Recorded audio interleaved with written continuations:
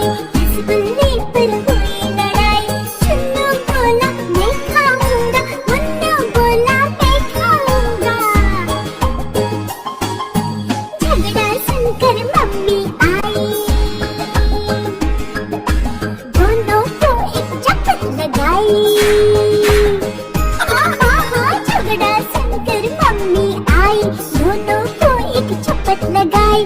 कभी न लड़ना, कभी न झगड़ना, आपस में तुम मिलकर रहना।